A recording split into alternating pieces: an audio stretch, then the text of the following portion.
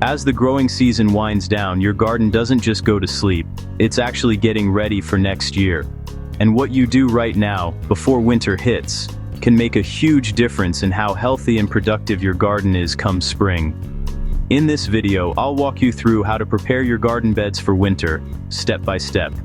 We'll cover cleaning up, adding compost, protecting your soil, and setting your garden up for an amazing growing season next year. Let's get started.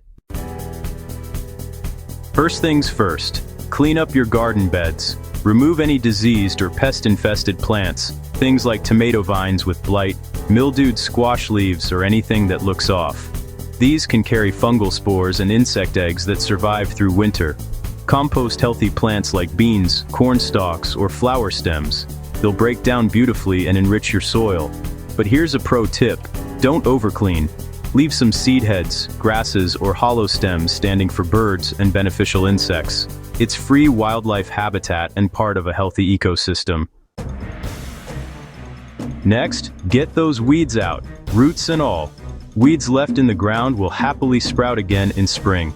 Use a hand fork or trowel to loosen soil and pull them completely, especially those sneaky perennial weeds. If you want to get ahead, lay down a layer of cardboard or newspaper afterward. It'll smother any leftover weed seeds naturally. Now comes the fun part, feeding your soil. Your garden's been working hard all season, and now it's time to give back. Spread 2 to 3 inches of compost or well-rotted manure over each bed. You can also add things like crushed eggshells for calcium, wood ash for potassium, or bone meal for phosphorus. Don't worry about mixing it in. Winter's freeze and thaw will pull nutrients down naturally. This step keeps your soil alive and rich for next spring.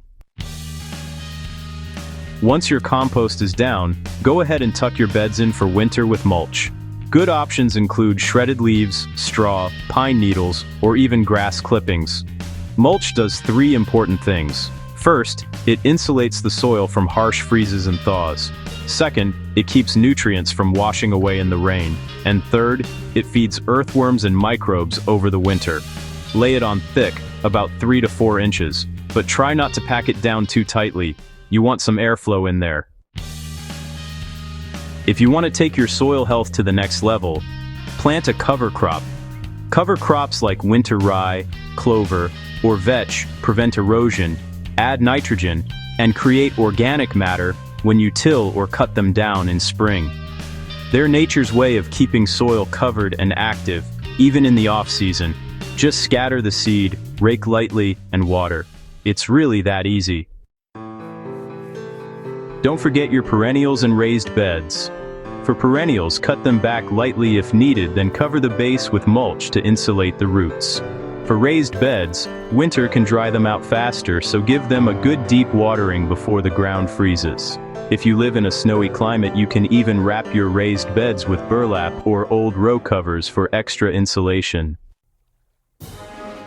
And that's it. Your garden beds are officially tucked in for winter. A little time spent now will save you so much work in spring. Fewer weeds, healthier soil, and a garden that's ready to burst back to life. If you found this helpful, give the video a thumbs up and subscribe for more simple garden how-tos. And tell me in the comments, what's your favorite way to prep your garden for winter? Until next time, stay cozy, stay growing, and happy gardening.